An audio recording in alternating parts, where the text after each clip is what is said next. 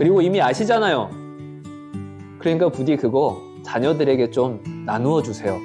가르쳐 주세요. 시험 기간이니까 학원 가야 된다고요? 고3이니까 못한다고요? 정말 할 말이 여기까지 차오르는데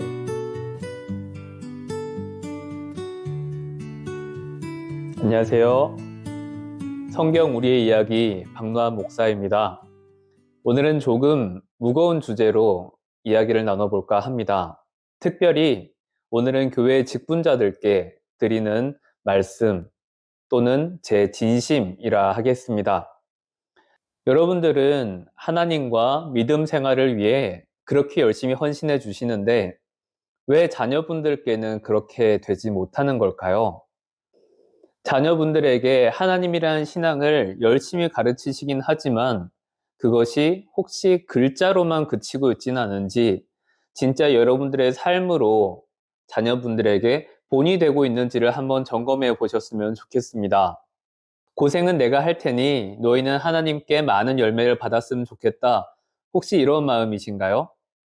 자녀를 사랑하는 그 마음이 너무 감사하고 감동스럽긴 하지만 되려 그것이 사단의 통로가 된다면 그것 얼마나 통탄스러운 일일까요? 그런데 이것이 실제로 일어나고 있는 일이기도 합니다. 그래서 저는 이 부분에 대해서 꼭 말씀드리고 싶어서 이 영상을 준비하였습니다. 제가 왜 이런 말씀을 드리냐 하면 지금 4월 딱 그 시기이기 때문입니다. 대학생들은 중간고사 기간입니다. 이제 청소년들도 한두 주만 있으면 중간고사를 치게 될 겁니다. 그러면 이런 연락이 옵니다. 우리 아이는 시험 기간이라 교회 못 갑니다. 수행평가 때문에 교회 못 갈 것 같아요. 목사님, 이번 주는 전공시험이 많아서 못 갈 것 같아요. 네, 알겠습니다. 아, 네, 그렇죠, 그렇죠. 그럴 수 있죠. 네, 알겠습니다. 혹시 이렇게 너무 자연스럽게 넘어가는 상황이라면 정말 통탄할 지경입니다. 저는 이런 말 들으면 너무 화가 납니다. 진짜로 화가 납니다. 그리고 얼굴 표정이 도저히 감춰지지가 않습니다. 제가 목사라서가 아니라 똑같은 한 명의 신앙인으로서 이런 이야기를 들으면 하나님이라는 절대 존재가 그 시험 기간이나 아니면 자신이 맡은 특정한 역할 때문에 하나님이 밀려난다는 사실이 저는 너무 화가 납니다. 부모님들이 무심코 던진 그 한마디, 한 문장, 그래, 그럴 수 있지. 그래, 알겠어. 그래, 다음 주에 가면 되지. 괜찮아. 라는 이 한 문장이 얼마나 두려운 말씀인지 여러분 알고 계신가요? 여러분들의 이 짧은 한마디가 자녀들의 인생을 완전히 뒤바꿔 버릴 만한 아주 위험한 말이라는 것을 여러분들은 알고 계십니까? 여러분들의 그 한마디가 이 아이들에게는 어떻게 들어가냐 하면요. 나에게 중요한 일과 하나님이 겹쳐졌을 때, 그때는 하나님을 후순위로 밀어두어도 괜찮다라는 무의식이 심겨지기 시작하는 겁니다. 중요한 시험이 있어요. 중요한 과제가 있어요. 그리고 어떤 특정한 자기만의 상황이 있어요. 그럴 때 여러분들은 그것보다 더 중요한 하나님이 계시다라고 가르치시는 것이 아니라 그래, 학원 보충 수업 가야지. 그래, 그건 어쩔 수 없지. 라는 그 말 한마디들이 나중에 이 아이들의 인생 속에서 하나님을 중심에 두기 대단히 어려워진다는 말입니다. 교구 신방을 하다 보면 이건 저뿐만 아니라 대부분의 교구 목사님들은 들었을 겁니다. 아마 100% 들었을 겁니다. 저희 아이가 학생일 때는 교회 잘 다녔는데 대학생이 되고 나서부터 직장인이 되고부터는 교회에 나오지 않아요. 어떻게 하면 좋아요, 목사님? 그러면 정말 10중 8구 직분자분들이 그런 모습을 보여준 거라 저는 생각합니다. 그렇지 않은 상황도 있긴 하겠지만 앞서 말씀드린 이 상황에 대해 여러분들이 이미 피할 길을 내줬습니다.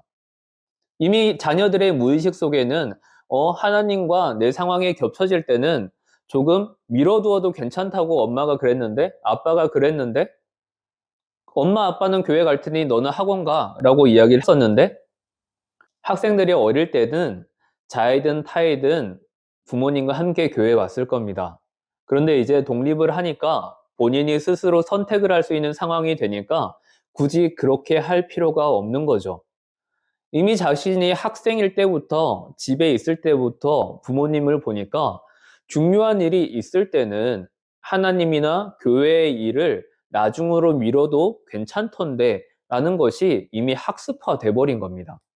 자녀들의 마음 무의식 속에 이미 그것이 들어와 버린 거예요. 하나님이 절대 중심, 하나님만이 나의 삶의 주인이라고 고백은 하지만, 입술로 말은 하지만, 찬양은 부르지만, 실제로 생활에 딱 들이닥쳤을 때는 하나님은 조금 옆으로, 일단 나에게 맡겨진 이 급한 일부터 처리하고 보자. 철저히 교회 생활과 일상생활이 분리돼 버렸다는 것입니다. 말씀은 이렇게 이야기를 하고 있습니다. 마태복음 6장 33절에 너희는 먼저 그의 나라와 그의 의를 구하라. 그리하면 이 모든 것을 너희에게 더하시리라. 이 구절은 단지 위로의 교훈이 아닙니다. 명령입니다. 먼저라는 단어는 하나님의 자리에 다른 것을 두지 말라는 강한 요구입니다. 여러분, 우리 시험도 입시도 중요합니다. 그런데 하나님께서는 그 어떤 것보다 앞서시는 분입니다. 우리가 그 순서를 지킬 때 하나님께서 나머지를 책임지신다고 말씀드렸죠. 제가 지혜라는 영상을 통하여서도 이것에 대해 정말 자세히 잘 풀어드렸습니다. 왜 우리가 솔로몬처럼 지혜를 얻지 못하느냐? 그리고 제가 폭포수처럼 쏟아주시는 지혜를 받을 수 있었던 이유에 대해서도 잘 설명해 드렸죠. 그런데 우리는 그 마음속에 하나님을 중심으로 두고 있느냐라는 질문에 대해 다시 한번 답해야만 할 것입니다. 두 번째 말씀으로는 출애굽기 20장, 즉 십계명 말씀 중에 가장 처음 되는 것, 너는 나 외에는 다른 신들을 내게 두지 말라라는 하나님의 최우선과 중심을 강조하고 있습니다. 하나님보다 더 간절하게 바라지는 그 모든 것들을 형상과 상관없이 우상이라 간주합니다. 시험이 우선이야, 학업이 우선이야 라고 이야기를 한다면 이미 그것 자체로서 하나님보다 더 우선시되는 우상이 된다는 말이지요. 즉, 얼마든지 타협 가능한 대상이 되어버린 것입니다. 세 번째로 다니엘 6장 10절에 다니엘이 이 조서에 왕의 도장이 찍힌 것을 알고도 자기 집에 돌아가서는 윗방에 올라가 예루살렘으로 향한 창문을 열고 전에 하던 대로 하루 3번씩 무릎을 꿇고 기도하며 그의 하나님께 감사하였더라. 다니엘은 목숨이 걸린 상황에서도 이 신앙을 결코 포기하지 않았습니다. 그 어떤 것보다 하나님께서 나를 이 자리에 세워주셨고 또한 이 자리를 허락하신 이가 하나님이시니 거두신 이도 하나님이시다라는 절대적인 하나님 중심의 신앙이 있었기 때문입니다. 그는 이후의 일도 하나님께서 책임져 주실 것이다 라는 믿음이 있었기 때문에 다른 사람들이 보건 말건 그것과 상관없이 하나님께 기도하였습니다. 우리 자녀들이 다니엘 같은 사람이 되길 원하신다면 가장 중요할 때, 그리고 내 삶과 예배가 서로 중첩이 될 때 바로 예배를 택할 수 있는 모습을 여러분들이 보여주셔야만 합니다. 네 번째로 신명기 6장 6절부터 7절입니다. 오늘 내가 내게 명하는 이 말씀을 너는 마음에 새기고 내 자녀에게 부지런히 가르치며 집에 앉았을 때에든지 길을 갈 때에든지 누워 있을 때에든지 일어날 때에든지 이 말씀을 강론할 것이며. 신앙교육은 말로 되는 게 아닙니다. 삶으로 보여주는 것이죠. 여러분들이 직분자분들이 가장 어려운 순간에 처했을 때, 위기의 순간에 처했을 때 어떤 모습을 취하는지 자녀들은 보고 있습니다. 그리고 가장 기쁘고 감사하고 즐거운 순간에 어떻게 하는지 자녀들은 보고 있습니다.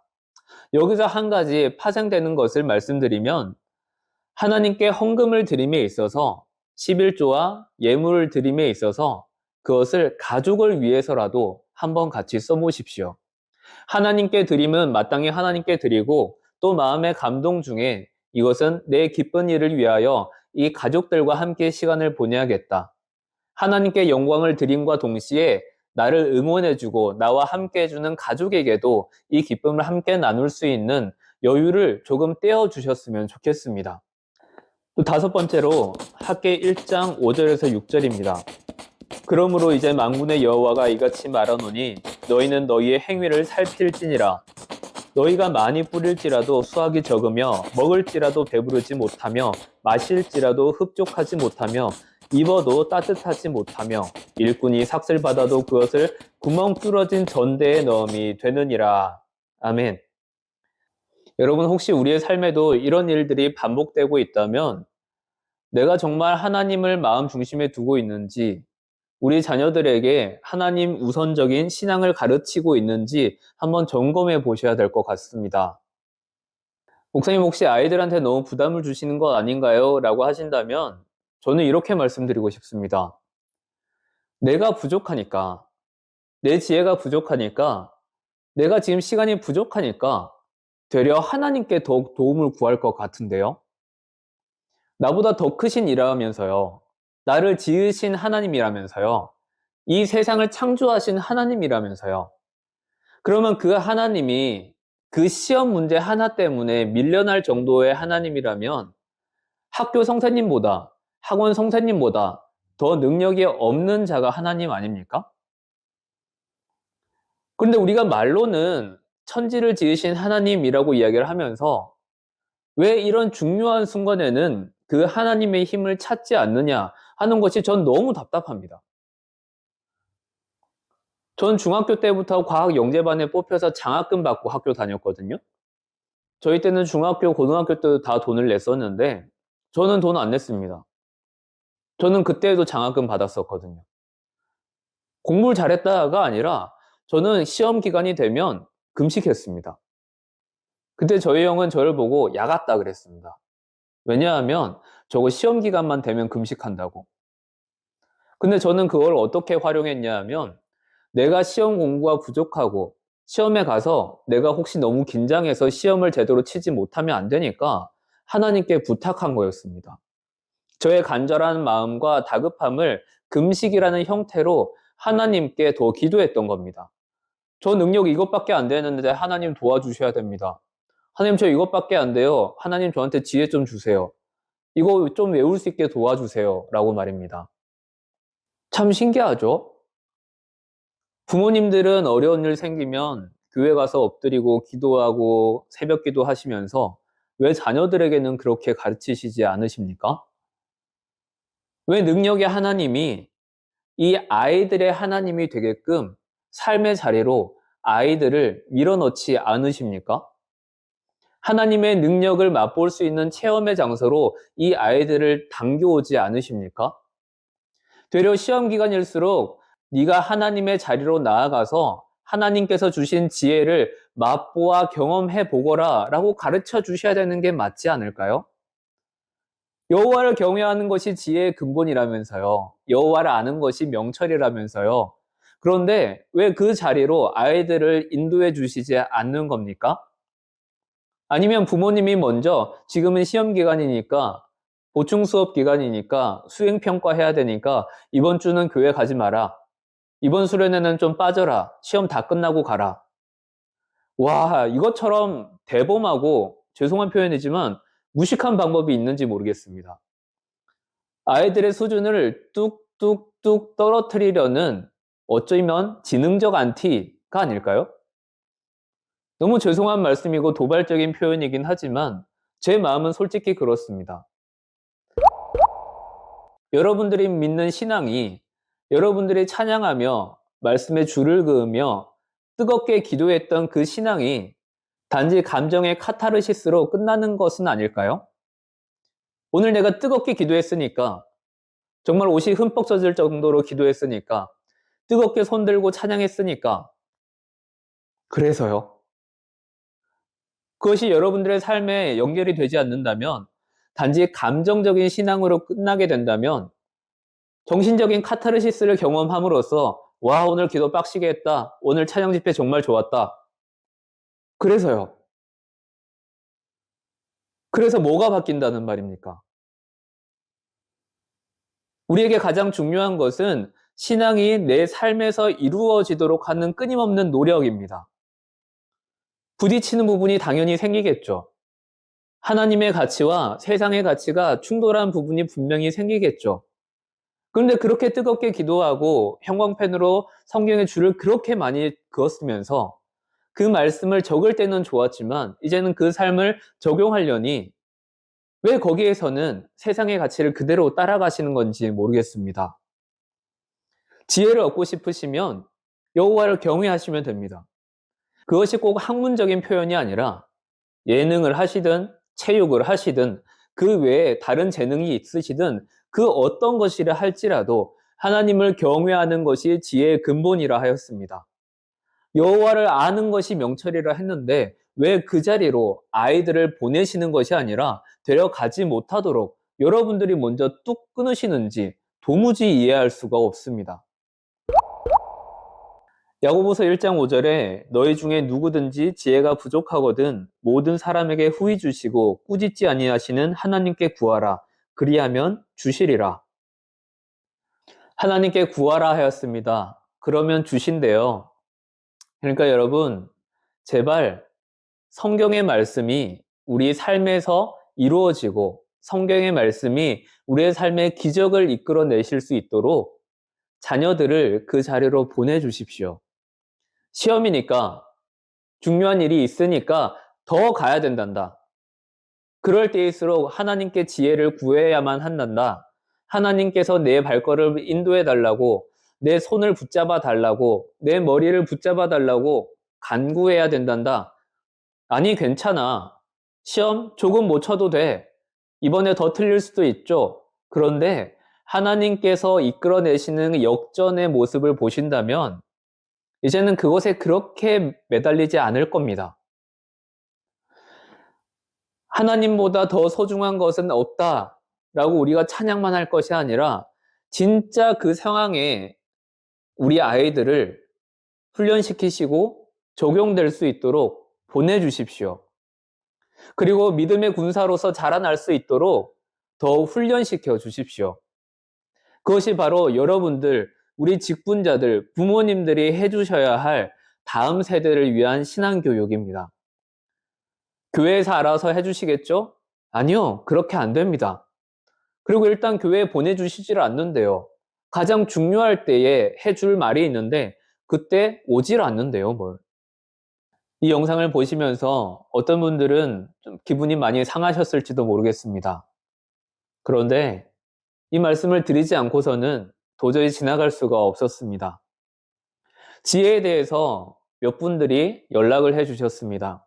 그런데 저는 그 영상에 있었던 것이 전부입니다. 당연히 저도 열심히 공부는 하긴 했죠. 그런데 제가 했던 공부의 양에 하나님께서 지혜를 주시지 않았더라면 그렇게 될 수 있었을까? 여전히 의문점이 남습니다. 성경의 원칙을 따랐을 뿐입니다. 중요한 일이 있을 때 하나님께 간구한다는 것, 어려운 일이 있을 때 예배 자리로 나가는 것, 내 삶을 이끌으시는 이가 하나님이시다라는 것을 고백만 한 게 아니라 이제는 내 삶의 영역으로 말씀을 가지고 들어왔습니다.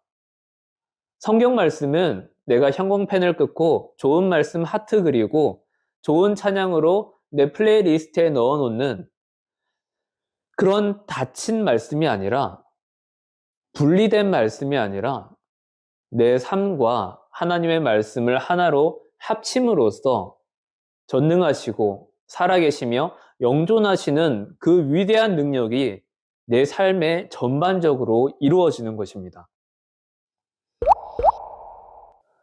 정말 당부의 말씀 드립니다. 상존직 여러분, 집사님, 권사님, 장로님, 자녀들에게 학업보다 더 소중한 것이 있다는 것을 알려주세요. 하나님께서 막으시면 아무것도 할 수 없습니다. 실패해 보신 분들 아시잖아요.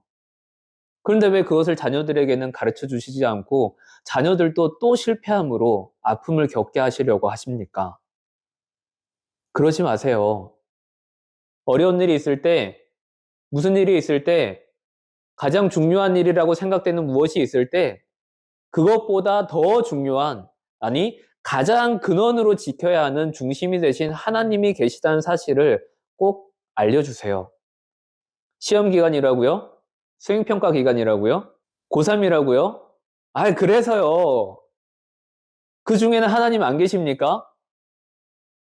맨날 눈물만 쏟지 말고 손 들고 찬양만 하고 그것으로 끝낼 게 아니라 내 삶에 살아계시는 그 하나님의 자리로 제발 좀 보내주세요. 그리고 거기에서 치열하게 싸우면서 내가 하나님께 드린 이 예배의 시간만큼 더 비었을 거 아닙니까? 그럼 그 빈 시간만큼 내가 더 노력하고 하나님께 매달리면서 하나님 저의 지혜가 부족합니다. 지혜를 주세요. 하나님 저 체력이 부족합니다. 체력을 주세요. 그렇게 부모님들 옆에서 같이 기도해 주세요. 같이 붙잡고 같이 기도해 주시고 같이 옆에서 말씀도 읽어 주시고 자녀들이 공부하고 있다면 이제 스마트폰 좀 그만 보시고 TV 좀 그만 보시고 같이 말씀을 묵상하시며 옆에서 작은 소리로 같이 기도해 주세요. 우리 자녀를 위해 하나님 저렇게 열심히 하고 있는 모습 주님 아시지요? 응답해 주세요. 지혜를 부어 주세요. 그 손길을 붙잡아 주세요. 하늘의 문을 활짝 열어 주세요. 라고 그렇게 옆에서 같이 응원해 주세요. 이 영상이 여러분들에게 티끌 같은 도움이라도 되었으면 좋겠습니다.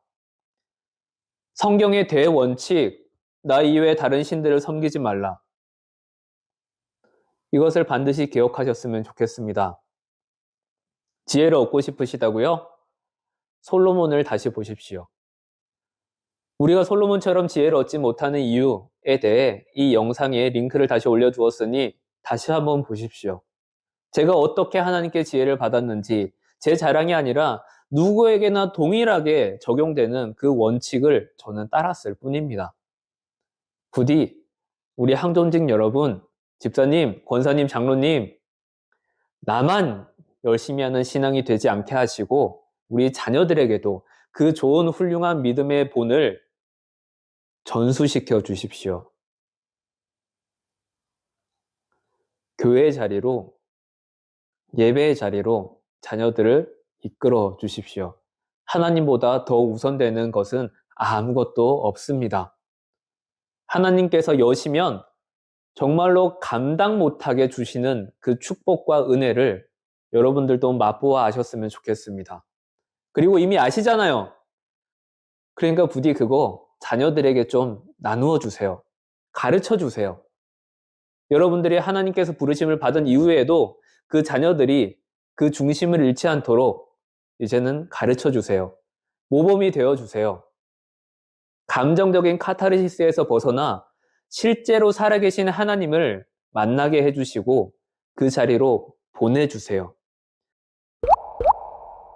시험 기간이니까 학원 가야 된다고요? 고3이니까 못한다고요? 정말 할 말이 여기까지 차오르는데 부디 영존하시는 하나님의 그 능력을 의심치 마시고 자녀들에게도 그 경험을 맛보아 깨달아 알 수 있도록 꼭 그 자리로 보내주십시오. 부탁드리겠습니다.